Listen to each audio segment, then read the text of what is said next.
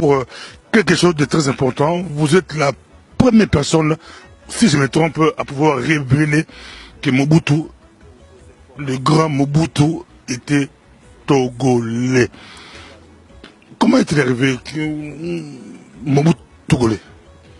Mais Mobutu, disons au niveau de ses parents, était togolais. Mais au niveau de sa nationalité et de son ethnicité, il est devenu congolais, zaïrois et mbandi. Voici très rapidement résumé l'histoire du président Mobutu. D'abord, j'aimerais préciser ceci. La mémoire du président Mobutu peut supporter la vérité. Sa mémoire peut supporter la vérité maintenant. Parce que pour moi, Mobutu fut un prophète, qui a peut-être mal terminé sa carrière, mais ce fut un prophète. Le père de Mobutu est un Togolais, un cheminot togolais, du nom de Aodikpe. C'est son père qui s'appelait Aodikpe. C'est un cheminot togolais arrivé à Brazzaville en 1928. Donc Mobutu est né en fait à Poto, Brazzaville, rue Paul Okamba, en 1928. Il est né en 1928. Malheureusement, sa mère meurt alors qu'il est âgé à peine de 2 mois. Sa mère togolaise. Sa mère togolaise aussi. Donc Mobutu meurt, le père de Mobutu est vivant, mais sa mère meurt alors que Mobutu est âgé de 2 mois. Son père se trouvait sur les rails, en train de poser les rails sur le chemin de fer Brazzaville-Océan. C'était un cheminot. Alors, les voisines de la mère de Mobutu qui venait de mourir se retrouvent avec un bébé étranger, puisqu'ils étaient de nationalité togolaise. Et la mère de Mobutu n'a pas eu le temps de se faire des amis. Alors, les voisines de la mère de Mobutu vont trouver le curé de Brazzaville, qui était français. Et comme eux, c'était des Togolais, le père de la mère de Mobutu était des Togolais, eux aussi avaient la nationalité française. Parce que les anciennes colonies de la France étaient les citoyens, la population des anciennes colonies françaises avait la nationalité française. Donc les voisines de la mère de Mobutu qui venait de mourir vont donc trouver le curé de Brazzaville pour lui dire que voilà, il y a une femme, une Togolaise, dont votre compatriote vient de mourir en laissant un jeune bébé, un nourrisson de 2 mois. Qu'est-ce qu'on en fait? Le pasteur dit, écoutez, écoutez, moi je suis un homme, je n'ai pas de lait à donner à cet enfant. Il réfléchit un peu, il appelle son domestique. Son domestique, c'est qui? C'est Albéric Gbemani, le mari de Feu Mama Yemo. Le domestique du curé français. Le domestique du curé français, Albéric Gbemani. Il lui dit, écoute, Albéric, votre femme vient d'accoucher d'un enfant. Elle a donc du lait. Est-ce qu'elle peut accepter de donner le sein à un enfant togolais, un orphelin, dont la mère vient de mourir? Albéric Gbemani dit ceci à son patron au curé. Il dit, chez nous les Mbandi, quand un enfant perd sa mère en bas âge, cet enfant, on ne l'adopte pas, cet enfant est un enfant maudit. Ça en fait à votre femme. Allez poser la question à votre femme. Albéric va trouver sa femme et lui dit, voilà, maman Marie-Madeleine, je viens de la part du curé parce qu'il y a un enfant, un Togolais qui vient de perdre sa mère et le curé demande si tu peux accepter de donner le sein à cet enfant et le curé va te payer. Mais j'ai dit au curé que nous, les Mbandi, on n'adopte pas les enfants dont les parents sont morts ou dont la mère est morte en bas âge. Mama Yemo répond à son mari, Albéric, qu'elle a toujours cherché à être appelée Maman Mapassa, qui est un titre très honorifique pour les mamans chez nous, les mères doubles. Vous n'avez jamais été capable de me donner des jumeaux. Pour moi, c'est l'occasion ou jamais qu'on m'appelle Maman Mapassa. Amenez-moi cet enfant, comme ça, on va m'appeler Maman Mapassa. Albéric dit à sa femme, écoutez, nous les Mbandi, quand un enfant perd sa mère en bas âge, Maman Yemo dit non, je ne veux rien savoir, amenez-moi cet enfant. Mais là, on peut revenir là, le papa de Mobutu est où?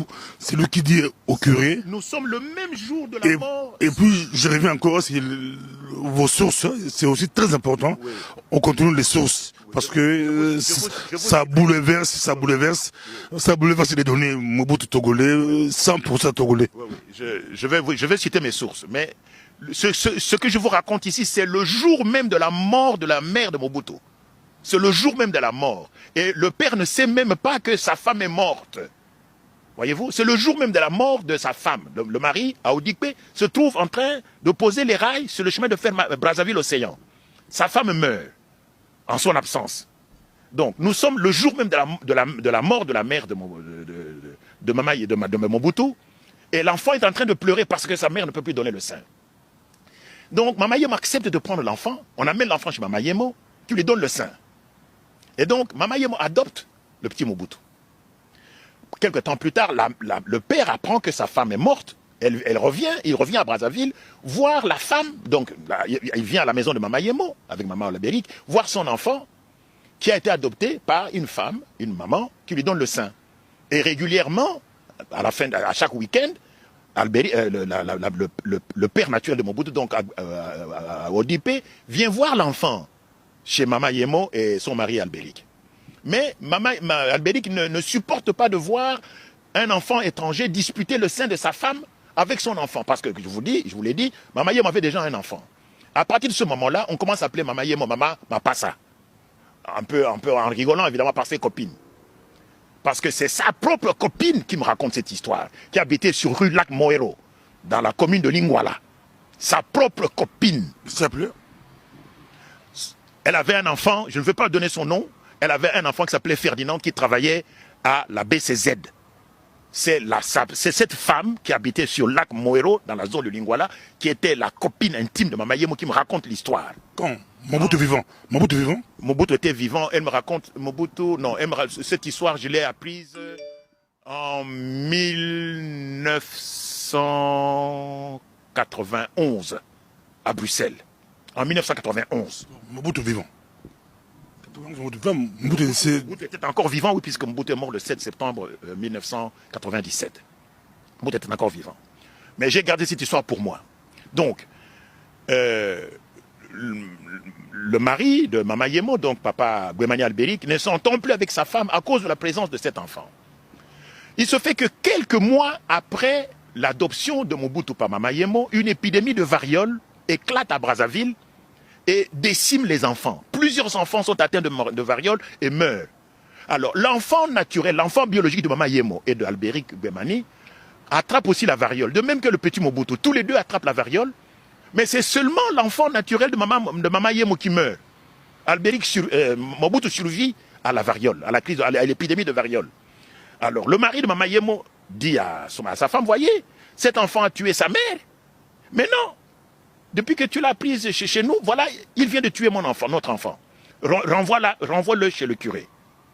Renvoie-le chez le curé. Mama Yemo répond à son mari, mais non, si je n'avais pas adopté cet enfant, aujourd'hui je serais sans enfant. Et donc, les querelles reprennent de plus belle entre Mama Yemo et son mari. Tant et si bien qu'à un moment donné, Mama Yemo en a marre, elle plie ses bagages, elle emballe ses bagages, prend ses enfants et traverse et va à Kinshasa. Elle traverse le fleuve. Elle divorce en fait de son mari. Elle va à Kinshasa. Quand le père de Mobutu revient pour voir l'enfant pendant le week-end, on lui dit non, la femme est partie avec ton enfant à Kinshasa. Le père de Mobutu dit, écoutez, je ne peux pas rentrer au Togo les mains vides. Ma femme est morte ici, enterrée ici. Et maintenant, voilà que Mama Yemo vient de partir avec mon enfant. Je dois absolument le récupérer. Il demande à ses patrons de la société de chemin de fer Brazzaville-Océan de le permettre d'aller travailler à Kinshasa sur le chemin de fer Matadi-Kinshasa. Parce que c'est un cheminot. OK? Donc, il demande une mutation. Les démarches prennent à peu près 2-3 mois. Finalement, on lui accorde la mutation. Et Aodikpe, donc le père naturel de Mobutu, traverse à Kinshasa, à Léopoldville à l'époque. Et il commence à chercher l'adresse de Mama Yemo pour essayer de récupérer son enfant. Mama Yemo apprend que le père de Mobutu a traversé et veut récupérer son enfant. Mama Yemo dit non, il est hors de question que moi je donne cet enfant à ce monsieur. C'est mon enfant. Et qu'est-ce qu'elle fait? Elle monte à bord d'un bateau de l'Otraco, l'Office des transports de Congolais, qui est en fait l'ancien nom de l'Onatra. Ce sont des bateaux à aube. Hein? Donc elle monte à bord de ce bateau avec tous ses enfants. Et elle va où ça? À Lissala. Son mari Gwemani. Son mari est resté à Brazzaville, évidemment. Chez le curé. Son mari est resté à Brazzaville. En fait, elle a divorcé. Donc elle va à Lissala où elle va rencontrer un chef coutumier qu'elle va épouser. Voyez-vous? Qu'elle va épouser. Donc, quand le père naturel de Mobutu, donc Aodipé, retrouve l'adresse de Mama Yemo à Kinshasa, on lui dit, mais non, la femme vient de partir à Lissala avec ton enfant. Mais pour un Togolais, à l'époque, Lissala, c'est la fin du monde. Et même s'il avait poursuivi Mama Yemo à Lissala, qui vous dit qu'il l'aurait retrouvé? Mama Yemo pouvait encore aller ailleurs. Donc, le père de Mobutu, donc Aodipé, découragé, cesse de chercher son enfant, il reste à Kinshasa. Donc, il commence à boire de soucis et il meurt à Kinshasa. Il a été enterré au cimetière qui se trouve face à l'ancienne boulangerie Mama Poto. Je ne sais pas si la boulangerie existe toujours. C'est au cimetière de Dendale, hein, de Kasavubu. C'est là où le père de Mobutu a été enterré. Et donc, personne ne connaît en fait la tombe du père de Mobutu. On connaît le cimetière.